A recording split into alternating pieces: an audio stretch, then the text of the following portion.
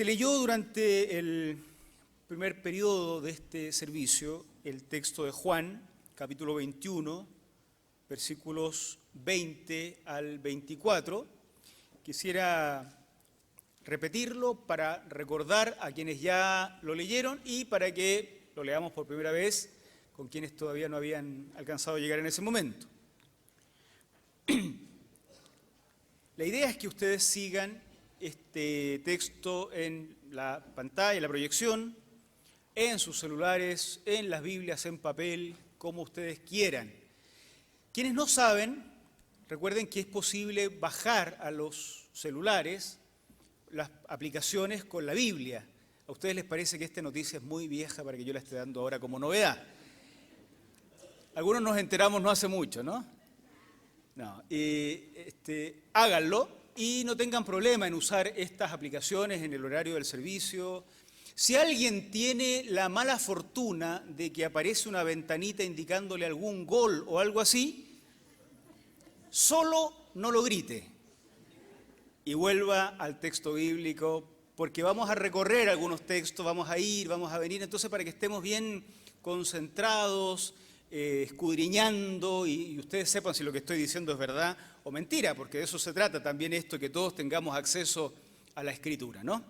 Bien, pero leemos para iniciar Juan 21, 20 al 24.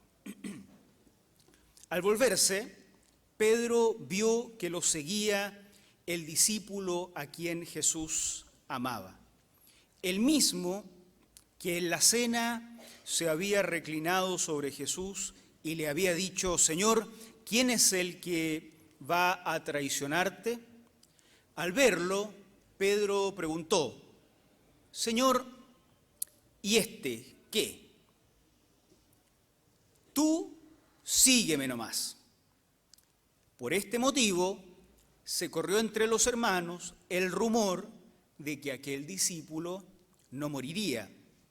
Pero Jesús no dijo que no moriría, sino solamente: si quiero que él permanezca vivo hasta que yo vuelva, ¿a ti qué? Este es el discípulo que da testimonio de estas cosas y las escribió. Y estamos convencidos de que su testimonio es verídico. La Iglesia se parece a una familia en muchas cosas, en más cosas de las que imaginamos. La metáfora de la familia entonces cuadra bien con la Iglesia, pero no para hacerla explotar, ¿no? A veces agotamos la metáfora y la anulamos finalmente. En algunas cosas no se parece, en muchas sí se parece. Una de aquellas cosas en las que la Iglesia se parece a las familias es que nosotros no elegimos quienes forman parte de la Iglesia. Como alguien dice, la familia no se elige, los amigos sí, y ese dicho funciona para bien y para mal. En la Iglesia definitivamente no elegimos con quienes compartir este peregrinaje de seguimiento a Jesús. Nos escoge Dios, nos escoge el Señor, nos pone juntos. Y a veces a uno le queda la sensación de que a uno le gustaría elegir más bien con quién transitar la vida, ¿no? Yo elegiría a ese, a ese, a ese, a ese. No elegiría a ese, a ese, a ese y a ese.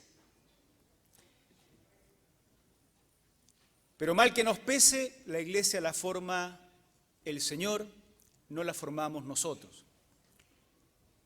Y se produce esta cosa que yo encuentro que es bonita, que personas tan distintas formemos parte de la comunidad de Jesucristo, pero tan distintas en tantos sentidos también.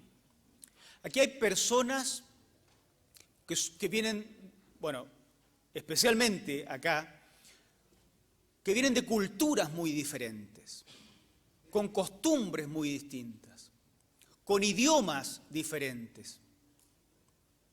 Pero también hay personas que tienen algún tipo de adherencia político-partidista distinta y participan en un mismo culto. Personas que otrora estarían en bandos opuestos, votando por candidatos o candidatas opuestas, un domingo alzan su voz al Señor de forma unánime. Ya que estábamos hablando de eso, hay personas que adhieren a clubes deportivos distintos, de fútbol, y uno los escucha que se echan bromas a la salida domingo tras domingo cuando el equipo del otro pierde o qué sé yo. Ahora más todavía con la cosa del mundial, porque además aquí habemos de nacionalidades distintas. Entonces, somos diferentes y el Señor nos puso a caminar juntos. Hombres, mujeres, grupos etarios también distintos, económicos, personas que tienen dinero y personas que son pobres. Y participamos o podríamos participar, de mejor manera incluso, de un mismo transitar, de un mismo peregrinaje. Pero también se da otra diferencia, que es la que quisiera destacar, y tiene que ver con estos grados, voy a decirlo de esta manera, grados diferentes en nuestro peregrinaje, en nuestro caminar con el Señor. Hay personas que están en etapas muy preliminares de su fe en Jesucristo. Creyeron en Cristo hace muy poco y por tanto todavía están en momentos muy iniciales de su fe. Hay tantas cosas que no saben, hay tanto conocimiento del que carecen, hay tantos cambios que todavía el Señor tiene que hacer en su vida.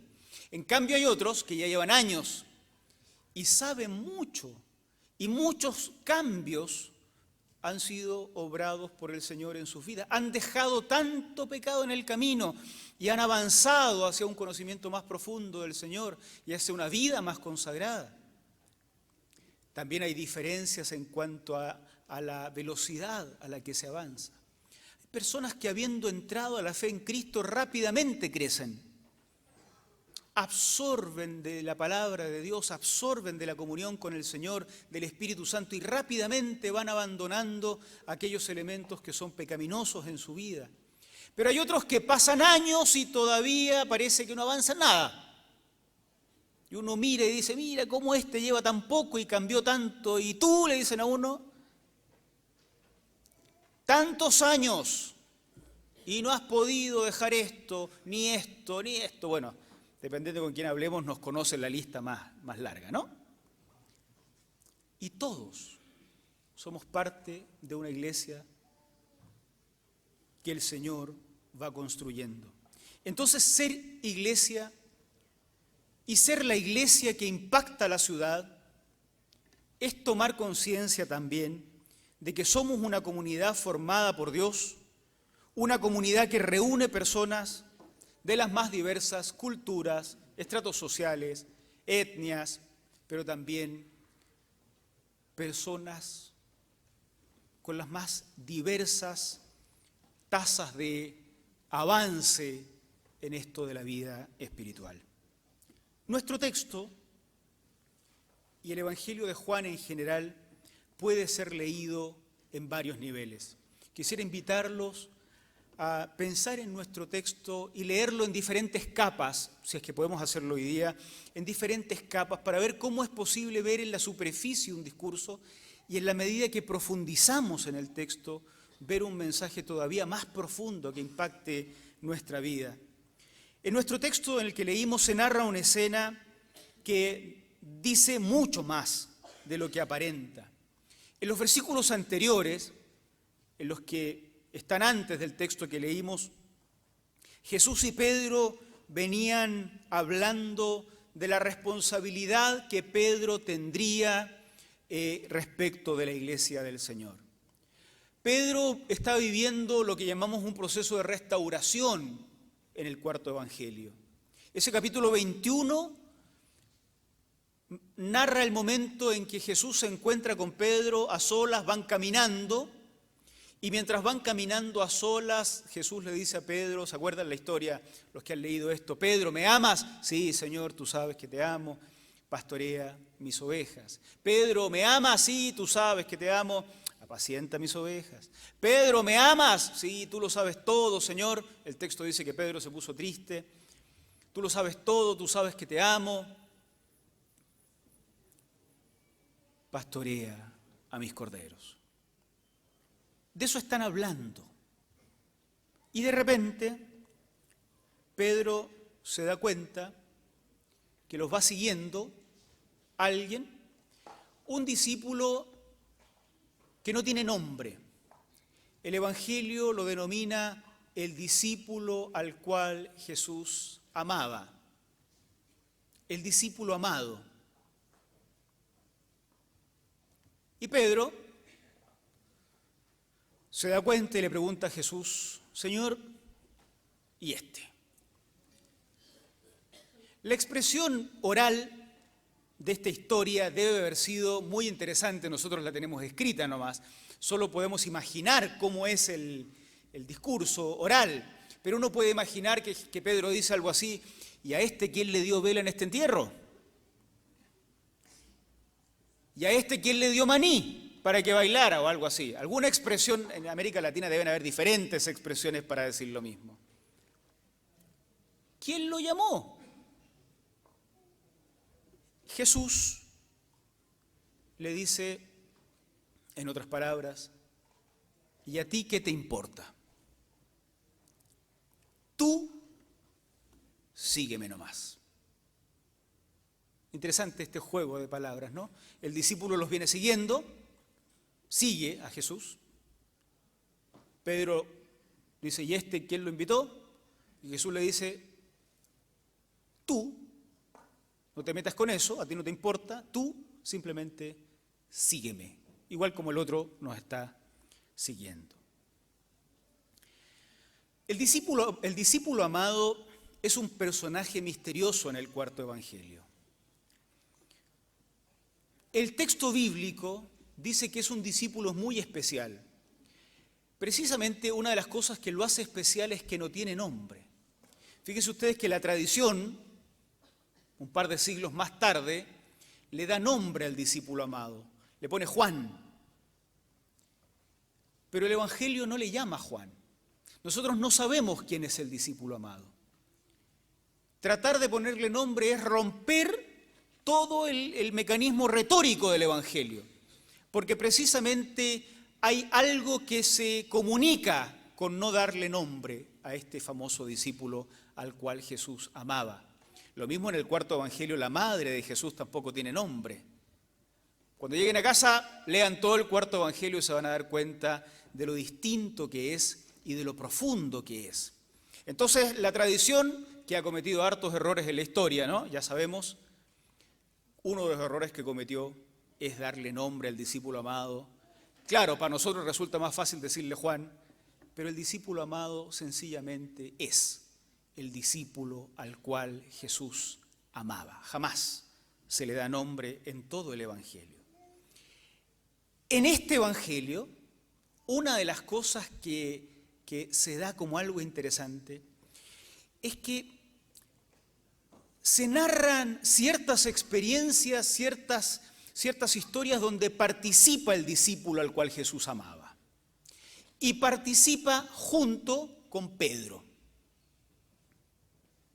Eso es muy interesante, porque uno empieza a sospechar después de tanto relato donde aparece el discípulo amado y Pedro, y el discípulo amado queda bien parado y Pedro mal parado, varias veces en todo el Evangelio, uno empieza a sospechar que aquí lo que se está buscando es presentar al discípulo amado como un modelo, como un tipo de discípulo, y a Pedro como otro tipo de discípulos. En el cuarto evangelio, con todas sus particularidades, hay varias muy interesantes. Por ejemplo, recuerdan que en Mateo, Marcos y Lucas hay un relato donde dice que de todos los discípulos Jesús llamó a 12 y los nombró sus apóstoles. El apóstol en Mateo, Marcos y Lucas es una figura muy relevante. El apóstol habla en nombre de Jesús. El apóstol, son 12, los mencionan, Pedro es el principal. El apóstol echa fuera demonios en nombre de Jesús. El apóstol lleva adelante la palabra en nombre de Jesús. En el cuarto evangelio ese relato no existe. No existe ni siquiera el uso de la palabra apóstol.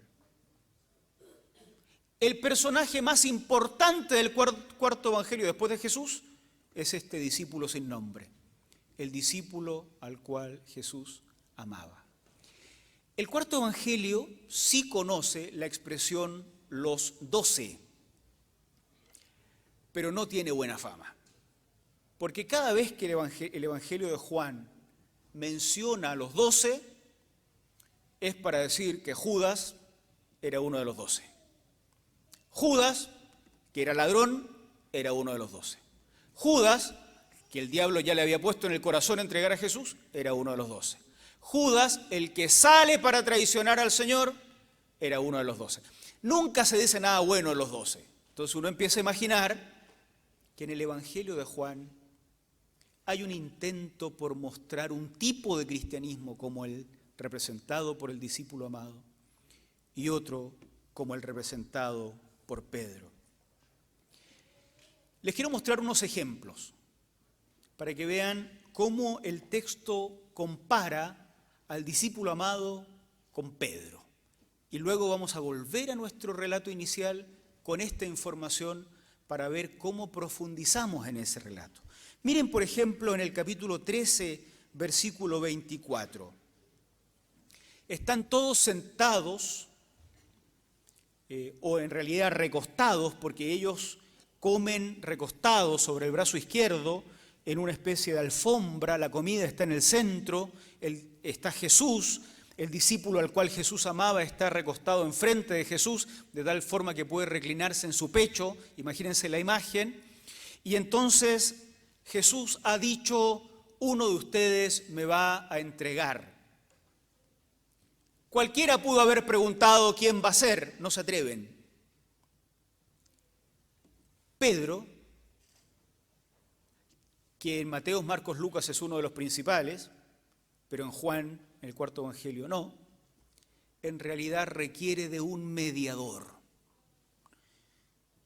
Le hizo señas a ese discípulo, al discípulo que estaba recostado sobre el pecho de Jesús, o sea, enfrente de Jesús, al que estaba en el lugar de honor, al discípulo al cual Jesús amaba, y le dice, pregúntale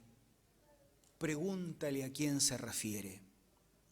Entonces, esta primera comparación muestra que entre Pedro y el discípulo amado hay una relación, hay una diferencia en cuanto a cómo se relacionan con Jesús. Mientras que uno puede hablar directamente con Jesús y tiene una comunión personal con Jesús, el otro parece que necesita que alguien interceda por él. En el capítulo 19, versículo 25 al 26, se relata otro episodio importante. En el Evangelio de Juan, si hay una palabra importante, si hay un título importante que alguien se puede colgar, es el título discípulo. Como no existe el título apóstol, el título discípulo se ensalza a lo sumo. Jesús ha sido llevado para ser interrogado. Capítulo 19, versículos 25 al 26. Jesús ha sido llevado para ser interrogado. Uno de los discípulos, se sospecha que es el discípulo amado, logra entrar donde está Jesús porque tenía a alguien conocido. El otro discípulo, Pedro, se queda fuera. Pedro es interrogado. ¿No eres tú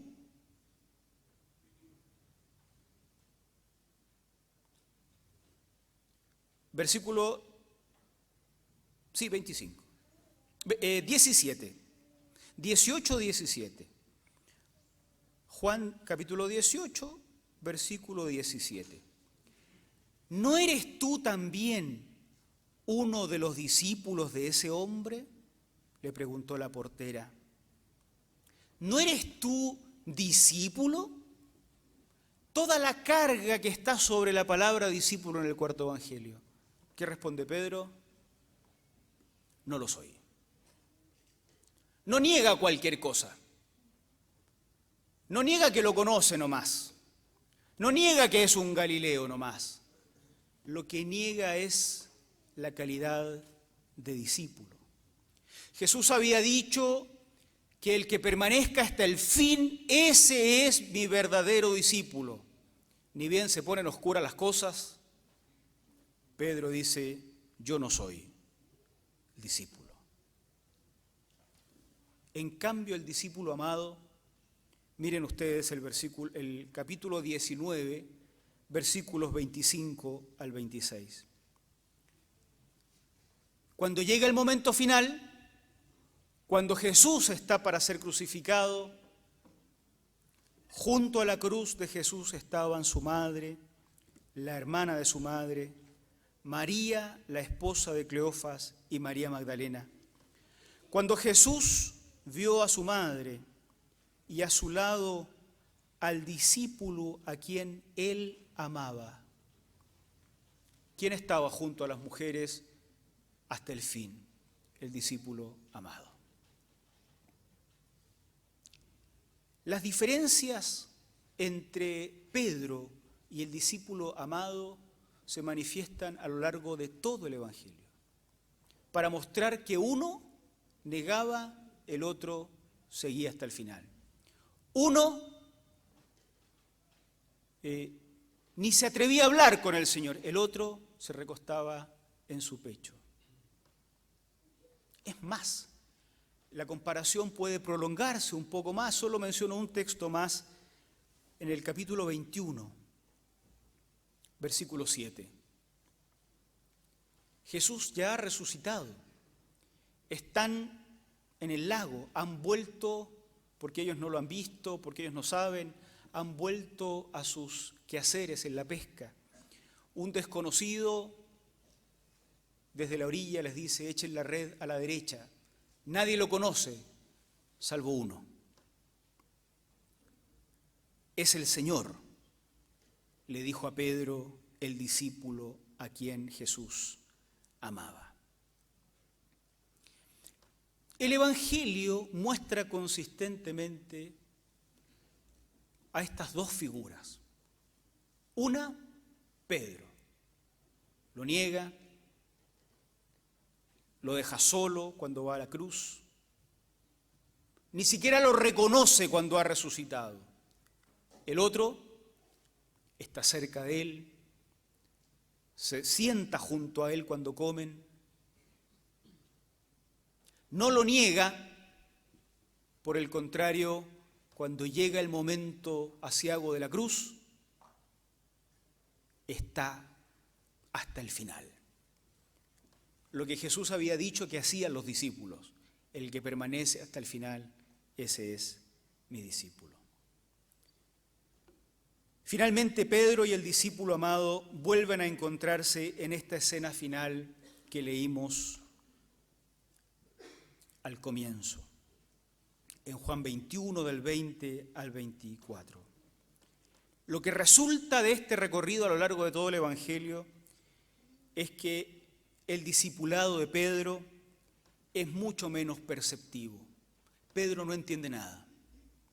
Pedro no capta, no tiene el valor, niega el discipulado, niega su carácter de discípulo, abandona al Señor, no lo reconoce siquiera cuando está resucitado. El otro es todo lo contrario. Es un discípulo presentado como un discípulo modelo. Volvamos a nuestro texto con esta información que tenemos del Evangelio. Nuestro texto comienza hablando de la reivindicación de Pedro. Este Pedro que negó, que traicionó, que abandonó a Jesús cuando estaba en la cruz, que ni siquiera lo pudo reconocer cuando el Señor se les aparece en la orilla del lago mientras ellos pescaban. Este Pedro aparece en esta última escena conversando con Jesús a solas. ¿Me amas, Pedro? Te amo, Señor. Tengo trabajo para ti. Pastorea mis ovejas. ¿Me amas? Sí, te amo, Señor. Te tengo algo que hacer, Pedro. Apacienta mis corderos. ¿Me amas, Pedro? Señor, tú sabes que te amo. Tú lo sabes todo. No era necesario preguntarlo. Hay algo para ti, Pedro. Apacienta a mis ovejas.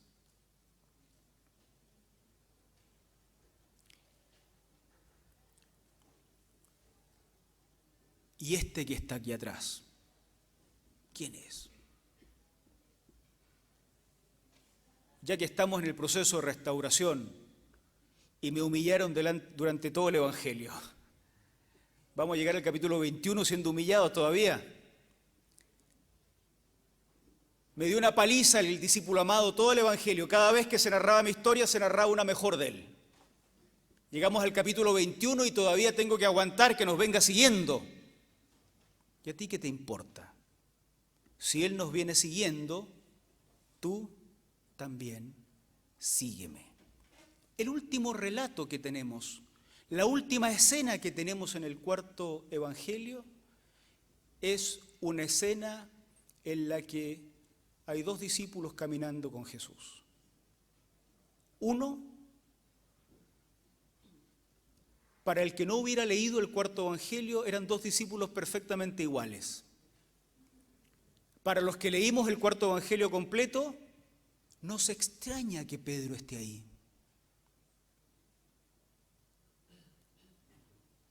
¿Qué hace Pedro acá? Si a lo largo de todo el Evangelio no le achuntó a una.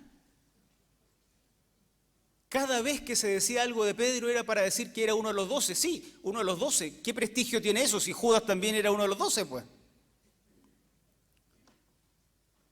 No entendía, negó el discipulado, escapó cuando a Jesús lo crucificaron, no pudo reconocer al maestro. Claro, se tiró impulsivamente cuando el discípulo amado le dijo quién era. Pero no era él el que podía reconocerlo. Y la última escena aparece Pedro junto con el discípulo amado caminando, siguiendo a Jesús. Han sido reconciliados y han sido restaurados también en su comunión como discípulos. Pero no es una restauración superficial. Nadie dice que Pedro se fue a comer un asado con el discípulo amado, que se hicieron los mejores amigos o algo por el estilo. Se convirtieron en camaradas de seguimiento, por decirlo de esta forma.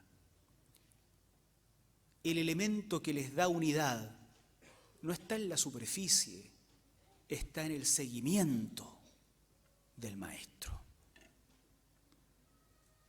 En el seguimiento de Jesús, en ese seguimiento que Él propone para el discipulado, hay espacio para los discípulos amados. Esos que no tropiezan, o que tropiezan poco, que están hasta las últimas consecuencias. Esos discípulos que cuando uno mira para atrás no ve muchos tropiezos, que avanzan rápido, que abandonan el pecado que tienen que abandonar. En el seguimiento de Jesús hay espacio para todos los discípulos amados de la historia, pero también hay espacio para Pedro, el que se equivoca 1 y 1000 veces, el que lo niega, el que no está cuando tiene que estar, al que le dicen que el que llega hasta el final, ese es verdaderamente su discípulo y aún así no llega hasta el final. Ni siquiera el miedo lo impulsa a llegar a los pies de la cruz. En el seguimiento de Jesucristo, nos muestra el cuarto Evangelio, en su escena final, hay espacio para los discípulos amados y hay espacio para los Pedro. Algunas consideraciones finales para tomar en cuenta en nuestras vidas, queridos. Primero, siempre está la posibilidad de que el discípulo que empieza mal termine bien. Nunca hay que olvidarse de eso.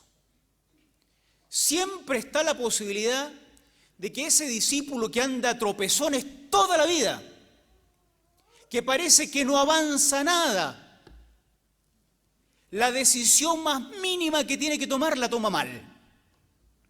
Siempre está la posibilidad de que ese termine bien. Porque si Pedro terminó la historia siguiendo a Jesús, los que tropezamos en la vida podemos terminar la historia siguiendo a Jesús. Esa es una cuestión que a nosotros como comunidad cristiana nos tiene que quedar claro. Nosotros miramos para el lado y vemos a ese discípulo amado que uno lo conoce 20, 30, 40 años y siempre ha tenido buen testimonio, siempre ha tenido una vida consagrada, siempre ha crecido, siempre ha sido un buen discípulo de Jesucristo. Y en el momento más terrible de la vida, en lugar de irse al mundo, siguió con Jesucristo. Pero miramos para el otro lado y está ese otro, que tuvo las mismas posibilidades y sin embargo se alejó del Señor. Tropezó y volvió a tropezar. Y parece que no solo tropezaba, le gustaba el pecado. Negó al Señor cada vez que tuvo la posibilidad de negar al Señor. Y nos dan ganas de decir, ¿sabes qué? Salte de este carrito viejo porque esto es para los que vamos siguiendo al Señor. Eres un estorbo en este transitar. Nos dan ganas de decir, mira, esto es para discípulos amados, VIP, el salón VIP de discípulos amados. El resto váyase en otro lado.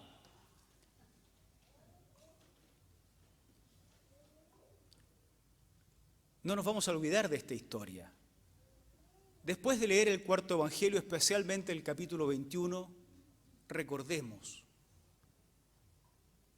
siempre está la posibilidad de que alguien que empieza muy mal, que avanza muy lento, que tropieza frecuentemente, termine siguiendo al Señor, igual como el otro que no tropezó y que no cayó.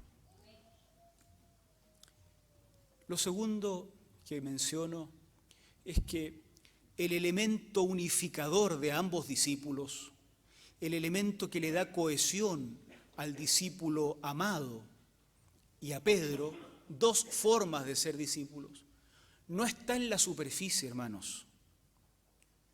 A veces las iglesias, los grupos, los diferentes grupos que formamos dentro de la iglesia, buscamos una y mil formas de lograr la unidad.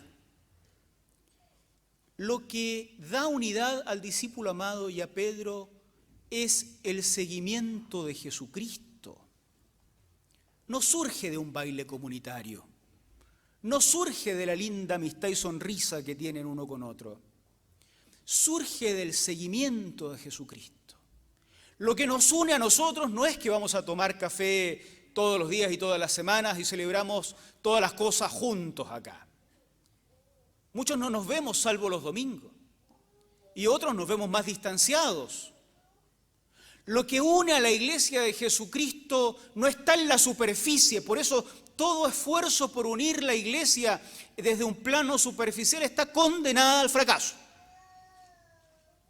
Lo que nos une como hijos e hijas de Dios, lo que nos une como discípulos, como seguidores de Cristo, es que delante de nosotros los tropezones, los que tropezamos una y mil veces, y delante de nosotros los que hemos permanecido fieles a lo largo de la historia, camina Jesucristo. Y nosotros vamos atrás, cojeando con un bastón, a porrazo limpio, pero vamos.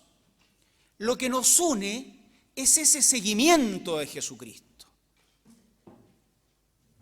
Ese elemento no está en la superficie, está en la profundidad. Por eso la fe y el seguimiento debiera comprenderse desde lo profundo y no desde la superficie, porque desde la superficie Pedro se nos queda abajo y solo tenemos discípulos amados adelante. Cuidado con uniones superficiales, artificiales. Queridos, la iglesia como las familias no se eligen. Y en el caso de la iglesia específicamente, las va armando el Señor. El Señor me trajo a ser creyente en un grupo donde algunos creerían que yo avanzaba mucho y otros creerían que yo avanzaba poco. Donde alguno me querría muy cerca y otro me querría muy lejos. Y fue el Señor el que me trajo. Y trajo a otro y le dijo que era mi hermano. Y trajo a otro y dijo que era mi hermana. Y a todos nos dijo que éramos discípulos y que teníamos la tarea de seguir a ese que vaya adelante marchando y que se llama Jesucristo. Y uno tropezaba y se levantaba, y otro tropezaba y se levantaba, y otro no tropezaba nunca y avanzaba y avanzaba. Pero todos, los Pedro y los discípulos amados, íbamos siguiendo a Jesucristo. Eso es, hermanos y hermanas, la iglesia del Señor. Eso es. Por eso entre nosotros estamos los discípulos amados y estamos los Pedro. Unos más tropezones que otros. Pero si hemos sido convocados al seguimiento, entonces escuchemos la voz de Jesús, que se aplica, yo diría, para ambos casos. Cuando uno pregunta y dice, oye Señor, ¿y a este todavía hay que aguantarlo? Escuchemos cuando Jesús diga, ¿y a ti qué te importa?